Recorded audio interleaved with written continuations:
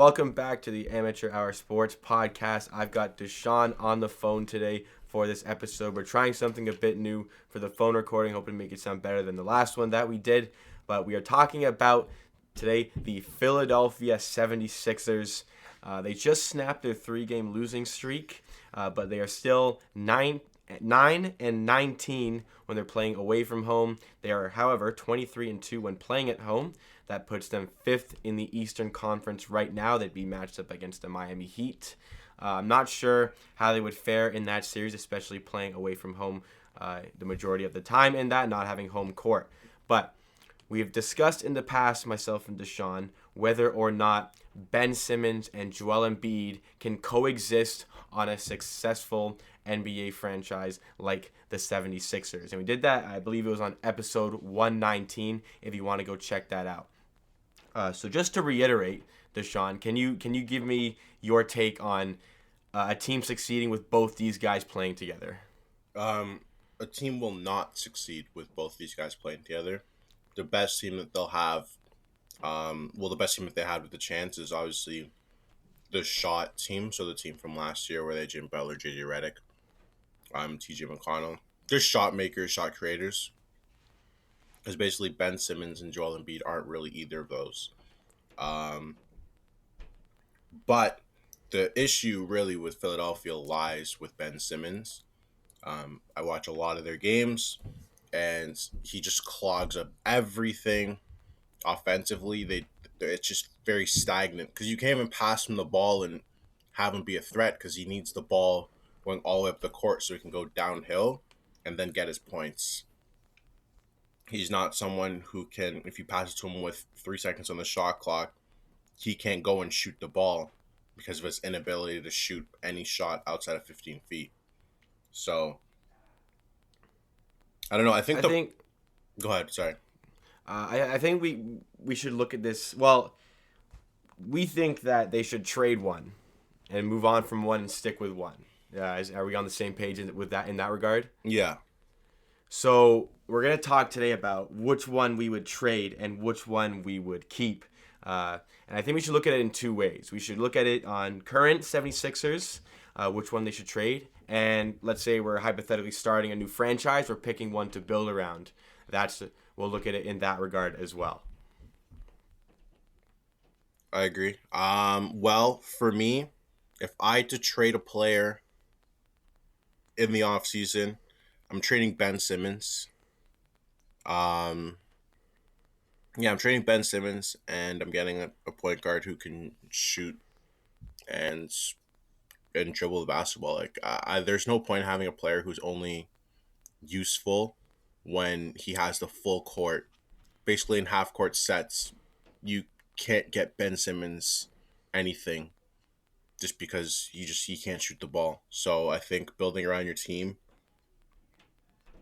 you can't. And I mean, like, Giannis is a comparable for Ben Simmons, because they both kind of weren't shooting. They're both very tall. They're both very athletic. They're very fast.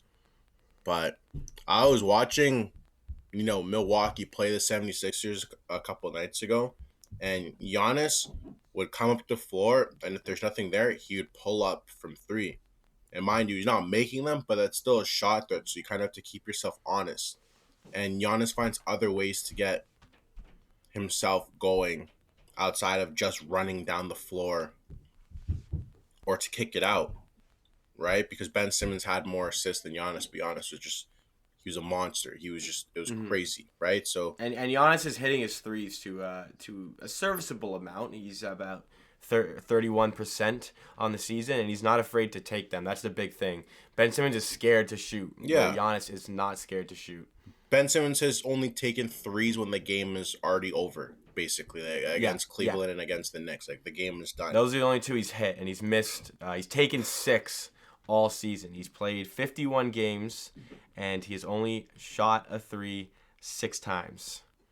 So, I mean, personally, like, you see a lot of workout videos and stuff and pregame warm-ups, and, like, I think, I thought Ben Simmons would make like 10 plus threes, like there was an over under, and I thought he would make 10 plus threes, and that's not going to happen this year. He's just not shooting. He's just not taking the shot. He doesn't have like I don't know if it's the confidence or he just thinks that he just doesn't he's not gonna make them.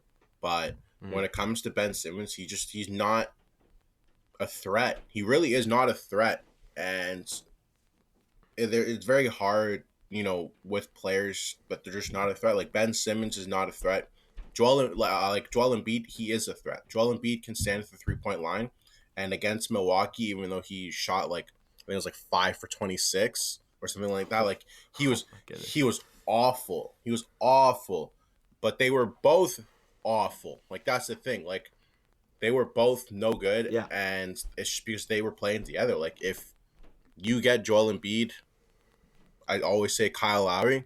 If you get him a Kyle Lowry, and he doesn't have all the length that the Bucks have basically on Yeah. him from the second he gets the ball, because they don't have to guard Ben Simmons. Ben Simmons can go stand on the 3 point line, but even if he gets the ball, he's never going to shoot. He's going to look to drive. That's his first move. So Mm. you don't have to go out and guard Ben Simmons. But I mean, if Joel Embiid is in the corner, and even though he doesn't shoot at a crazy high clip, he still will take those shots and he'll make those shots his fair amount of time. Yeah. So He's shooting like 33% from three. So, uh, like yeah, he's serviceable from there. He's yeah, serviceable. you got to go out from and guard him. And for a big man, he takes among the most amount of threes. So Here's my take on the situation. If I'm looking at the current Philly roster, with the ways that they don't have like any shooters, I would trade Ben Simmons, go out for a guy like Kyle Lowry, guy who can create his own shots, can add that extra element, gives Joel Embiid more space in the paint. Because I think Joel Embiid is a better player than Ben Simmons. But where my opinion will differ is when I'm starting a new team and building around the certain player. Because I'm taking Ben Simmons in that scenario. Because I think Ben Simmons can kind of cater to more of the current NBA that's moving away from the bigs, like the true bigs like Joel Embiid. Because I think if you can put shooters around Ben Simmons like the Bucks have done with Giannis, like in acquiring guys like Wesley Matthews, just sit on the perimeter for him. He can drive in, he can kick. Also, it would give him more space. Ben Simmons has much better shooting statistics when Joel Embiid is not on the floor because he has more space to drive into the paint. So even with a guy like Al Horford playing the five, he'd space it a lot better for him. And another thing on it is that Joel Embiid gets injured a lot. And career high in games played in the NBA is 64. He's on pace for about 60-ish this season. And he got injured last night as well in their win. I believe it was against Memphis. It was against Memphis. He got injured in that game. It's not a serious injury. It doesn't look like, but there's a lot of questions about his sustainability in the NBA. He's also 2 years older than Ben Simmons. The amount that Joel Embiid gets injured, I can't see him playing into his mid-30s at a high level. This guy is probably going to be really starting to regress once he hits about 31, 32, 33, where Ben Simmons is younger. He's playing almost every game. You're getting 78 plus games out of him every season. 2 years younger. Looks like he's going to have a more sustainable career. So I think in the long run, building around Ben Simmons would be more fruitful to your organization than Joel Embiid. I'm gonna disagree. I think with Ben Simmons, I don't think Ben Simmons can't be your best player on your team. Ben Simmons he doesn't work on. I don't think Joel Embiid can be the best player on your team because he is the best player on that team and they're not having any success. Okay, but Joel Embiid has averaged 27 points in an NBA season, where Ben Simmons has never put up more than like 17 points in an NBA season. But I think Ben Simmons would average a lot more points without playing with Joel Embiid and playing with a big who can space the floor a bit better. What do you mean space for a big man? You have to understand Joel Embiid is up there in his 3 point percentage, and the fact that he can take them and he can space the floor. Ben Simmons is why the floor isn't spaced for Ben Simmons or Joel Embiid. It's not Joel Embiid's fault. Joel Embiid is a big. Ben Simmons is supposed to be a guard. Guards are supposed to be at the 3 point line and shooting. They're not supposed to get 8 rebounds a game like the power forward that Ben Simmons really is playing the point guard position. That's why Philadelphia really struggles, is because they basically have four big men on the floor at all times.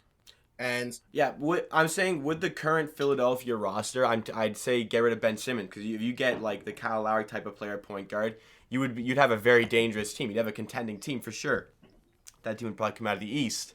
But if I'm building around one of these two players, long run, Ben Simmons has a longer career, more sustainable career, and I think that I've said in the past that Ben Simmons is he has the ability to average a triple double. So I think that with a team built around him, you could easily get 20, 10, and 10 out of Ben Simmons. And I think in the long run, I'd rather have that. And also his playmaking ability is tremendous. I'd probably use him more of like a LeBron role as a point forward rather than playing as a point guard. I think you need two guards on the floor with him. But building around that with shooters, letting Ben Simmons drive in. Also, I'm still not taking away that Ben Simmons may eventually start to shoot threes. Like there's a lot of guys high up in NBA media, like Jay Williams on ESPN, who was a big advocate all summer that we're going to see a new Ben Simmons this season. He's been working on his threes. He's going to start taking them. But in actuality, that never came to fruition. But I think in the future, he's a young player. We are looking at a possibility of Ben Simmons developing a serviceable three-point shot. And I think long run, Ben Simmons is better for your organization. So if you build around him, you need to build around him than Joel Embiid. But looking at the current Philly team, absolutely, Joel Embiid should stay ahead of Ben Simmons. I don't agree. I think Ben Simmons, basically his whole career, has been encouraged to shoot the three ball. Players back off of him to shoot the three ball. Like, players, when Joel Embiid would be dribbling up the floor, they don't back up and basically go back into the paint to go guard him because they're not slick.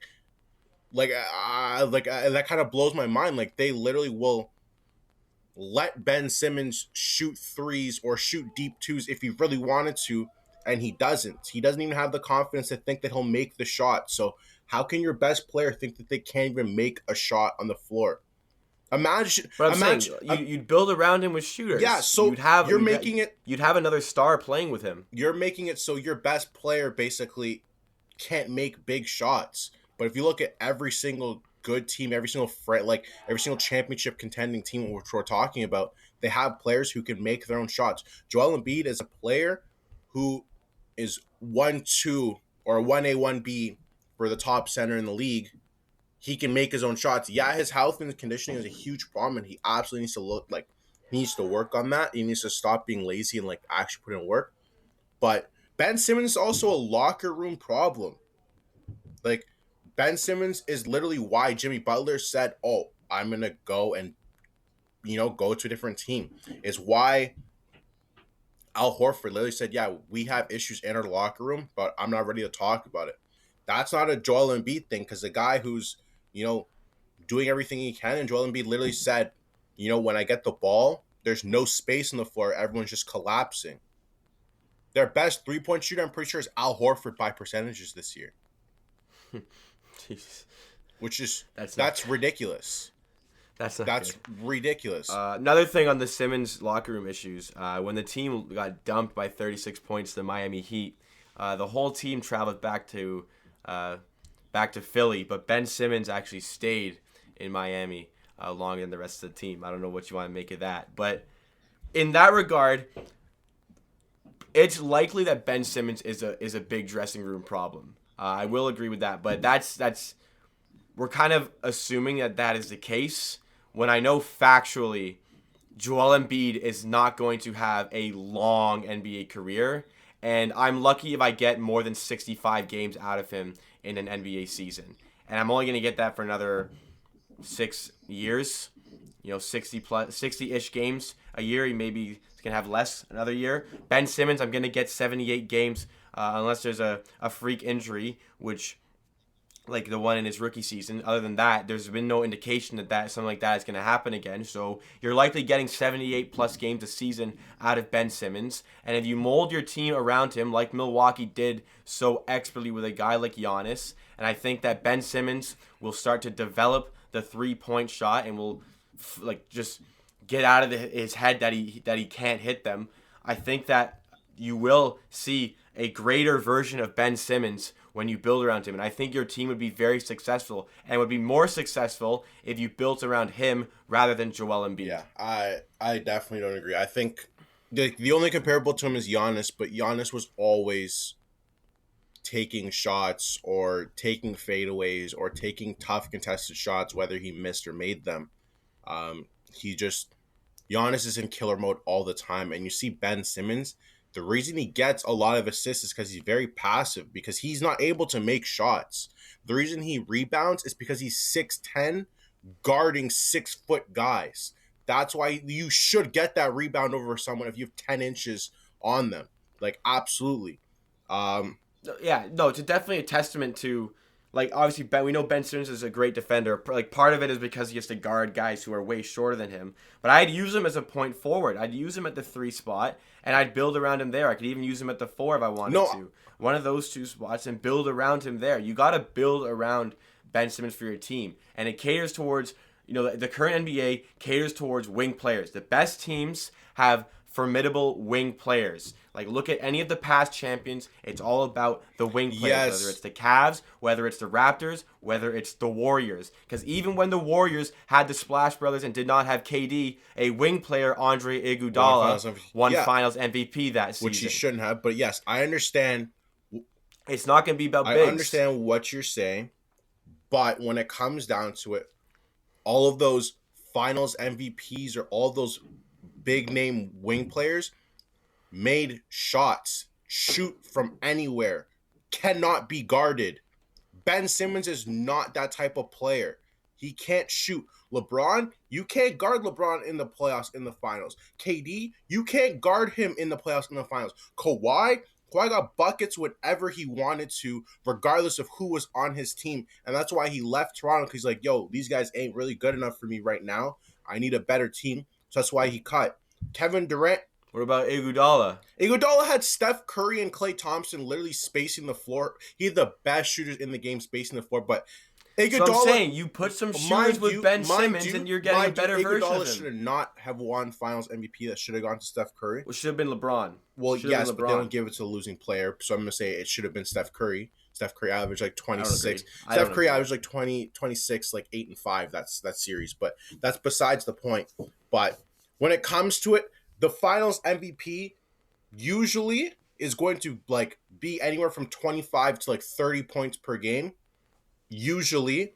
And they're going to be the player who's just shooting the lights out, doing what they have to do to get their team to win. And Ben Simmons is not that player. If Giannis got to the finals... Well, Joel Embiid isn't that player either. I don't know. Joel Embiid...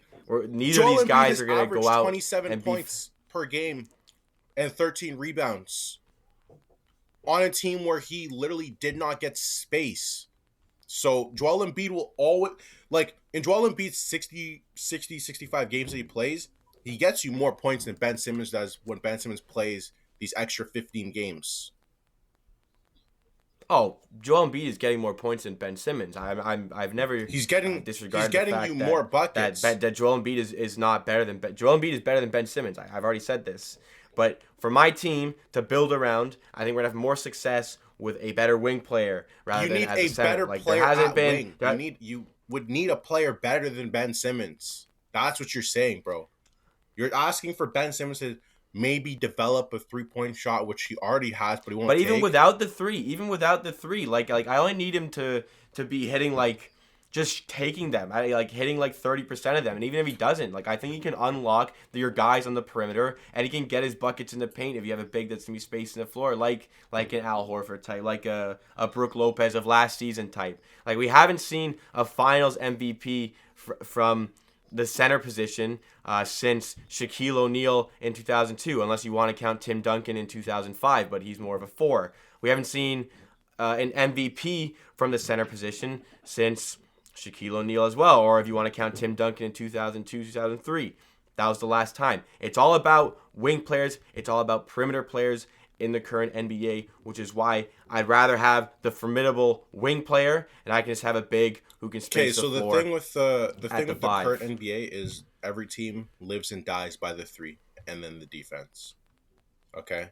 Joel Embiid is a fantastic defensive player as well as Ben Simmons, but only one of them can Hmm. shoot the three. Okay, But Joel Embiid's not like I a lights out that's not shooter.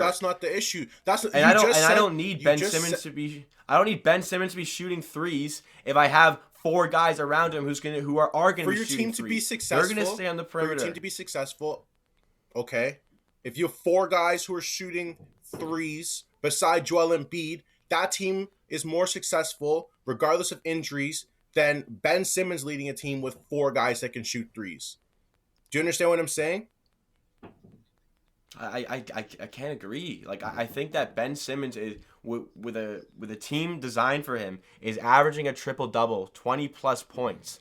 Like this guy is top caliber NBA talent. Like in terms of his basketball like IQ, his playmaking ability, he's tremendous. Like the playmaking ability is there's very few who can parallel that in the NBA. Playing as I'd play him as a point forward. Like imagine him if he was playing like replacing Russell Westbrook on the Rockets, like that kind of team around him. Like I'd probably have a better five than PJ Tucker. But if I put PJ Tucker at the four and I'm playing with guys who are going to be hitting their shots on the perimeter, I could see a lot of success there because he has the option to drive, he has the option to get to the rim or kick it out. And if you have to collapse to kind of play that help defense on Ben Simmons, he's going to have all that space to kick it out to the corner where there's some sharpshooters. That team's going to be more successful for me. Yeah, no, I definitely don't agree. I think if you get the same four players that like you win with Joel Embiid. I don't really think that that's a comparable. Like I just think going forward, especially like you're Philadelphia is going to trade Ben Simmons. They will trade him. They That the current they team, will trade Ben the current team, Simmons you're right. in You're, the you're, next you're year talking about a or the guy year who's not after. good, who doesn't seem to be good in the locker room, and the team doesn't suit his style. They haven't done a good job of building around him. I agree. This Philly team needs to trade Ben Simmons if they want Let to me have finish. success. And whatever team Ben Simmons goes to will not have the same success. Whether that like, and the GM's obviously gonna try and build around Ben Simmons, number one pick, and you probably trade a whole bunch for him.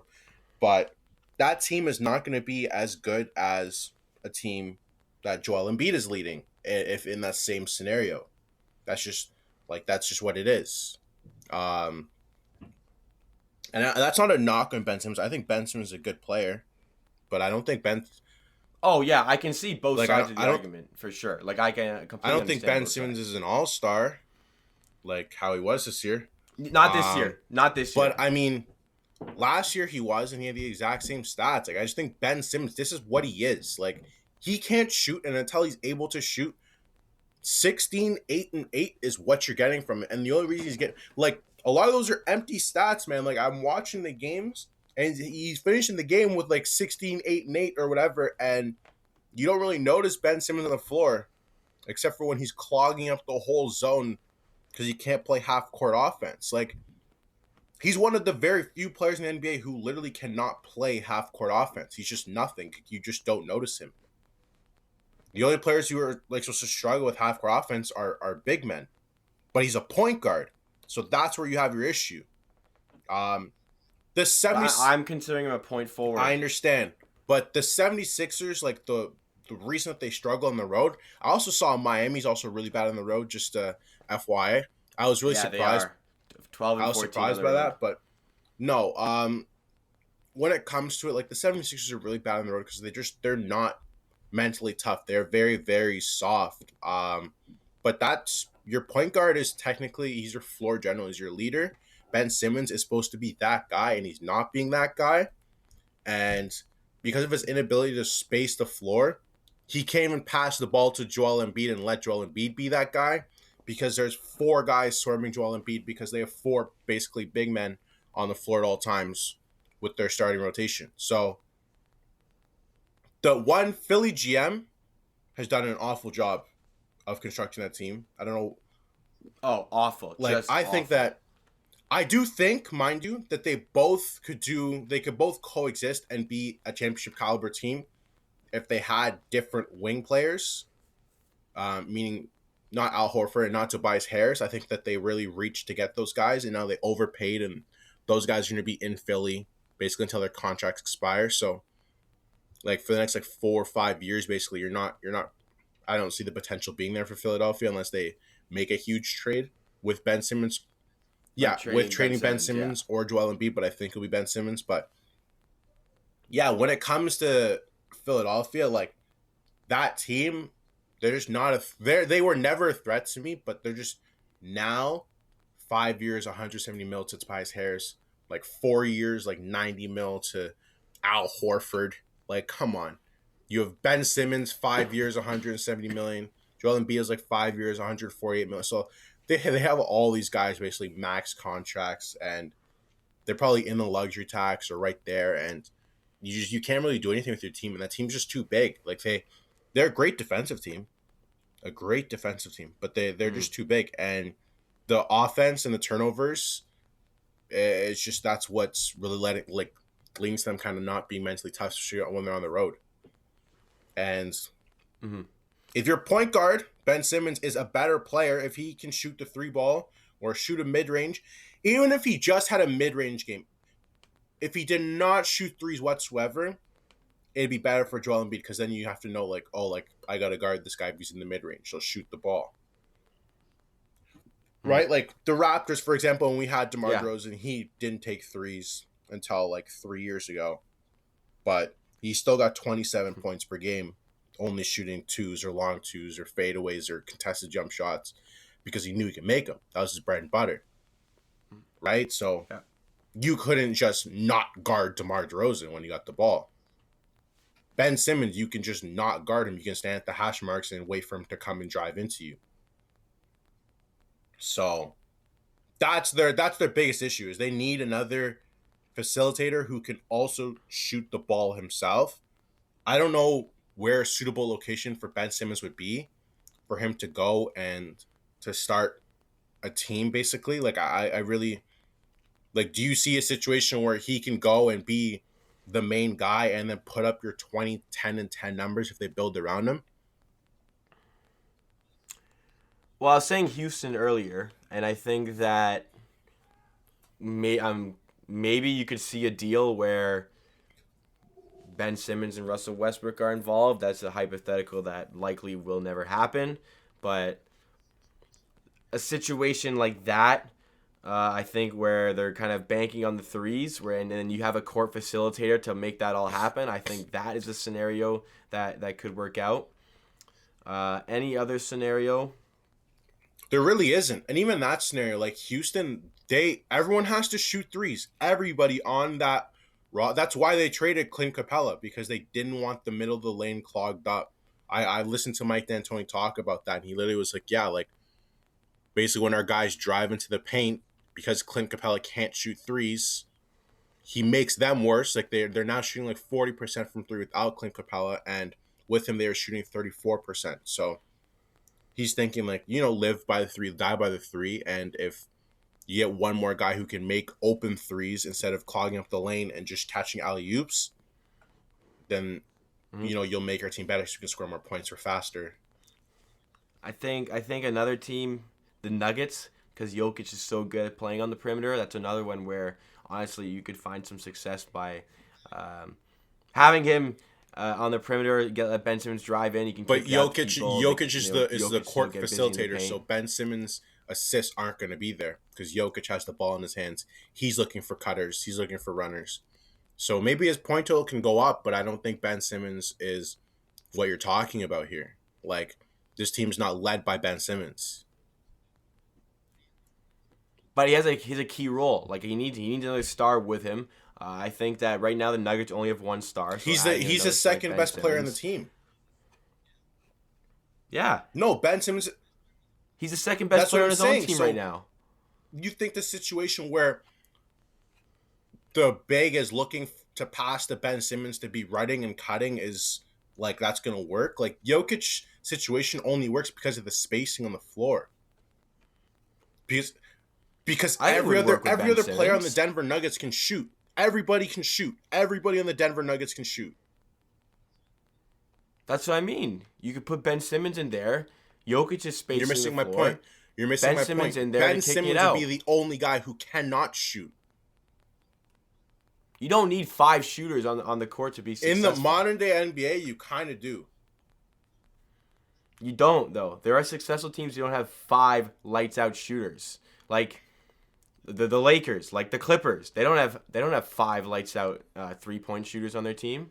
The Clippers are an anomaly because they have the pick and roll, which like scores like basically a point every single time they do it. What The about Lakers, the Lakers also have a pick and roll, but they're more two dependent than anything else. They look to go inside the paint because their bigs are dominant. They have a 7-footer playing power forward and then a 7-footer. But that's what I mean. This would work for the Nuggets as well. That's a different scenario because that's not how like the Lakers, they start their team on the defensive end. They're not like what you need from Ben Simmons, where Ben Simmons needs to run all the way down the court to get his points. They don't cut. They take a lot of mid-range shots for the Lakers. I watch all of their games. So that's how they play. A lot of mid-range shots from the Lakers. They don't take a lot of three-pointers. So I don't like. So you're saying the Lakers are good in transition? No. Not at all. You saying they play like hero ball, Yeah, mid-range game. And Ben Simmons is unable to kind of do that. Well, no, I'm not saying go to the Lakers, but I'm showcasing you teams who don't need 5 shooters to be successful, and those are the most successful teams right now in the West. But those are anomalies, and still those players still can take 3-pointers if they're open. Dwight Howard, they don't. Like what? JaVale McGee's not hitting threes, man. Amount of 3-pointers as Ben Simmons this year. That's no better than he's not a lights out 3-point shooter. That's not an example of a guy who shoots. He's a center. Ben Simmons is a point guard / point forward. But we know that Dwight Howard is not a shooter. Don't come telling me Dwight Howard counts as a shooter on the floor. I'm not, but I'm. Don't Simmons, start that. Okay, Ben Simmons doesn't make it, so you have to guard him because he's dangerous. He doesn't make it that way. Like if you leave him, like if you look at Dwight Howard opened the corner, opened the top of the key, he burned you for it. Ben Simmons doesn't do that. He doesn't. When he's up 26, oh yeah, I'll take a shot here. That's. But you're trying to make something out of you're trying to make Ben Simmons something he isn't, and I don't think he needs to be the shooter. Ben Simmons will not be on a championship caliber team until he learns to shoot the ball, and that's it. Like it's just every other team, their best player can shoot the ball. That's it. You can't name me one team where their best player can't shoot the ball. That's that's it. Ben Simmons can't be the number one guy on your team. He could be. I've never said that he needs to be the only star on your team. Not once throughout this entire episode have I said that. I said you need a star with him. I have not given a single example where he is the only star on the team and that team's going to be successful. Never have I said that. No team in the NBA is going to succeed with only one star on their team. Nobody. I don't know. Which team Milwaukee? can succeed with one star? Okay, Middleton is an all-star by NBA standards, but do you really think Middleton is an all-star? If you had to pick 12 players out of the East to go build your team, is he one of the 12 guys that you pick? Probably not. That's probably my point. Not. Thank probably you. not. And the Bucks don't have a championship. Okay, but the Bucks have been the number one team 2 years in a row, and they might win 70 games this year. So you know it's not. I know it's not about. I'm telling you, the Bucks have won. They've won. They literally have lost 7 games all year. Like they are obviously a very good team, and they could very well burn through the East and go to the championship. They should have gotten there last year if it wasn't for Kawhi's massive hands and then us fixing our defense and them not making shots. So. And why weren't they making shots? You mean why weren't they making shots? They have the exact same type of floor plan that you think Ben Simmons would achieve in.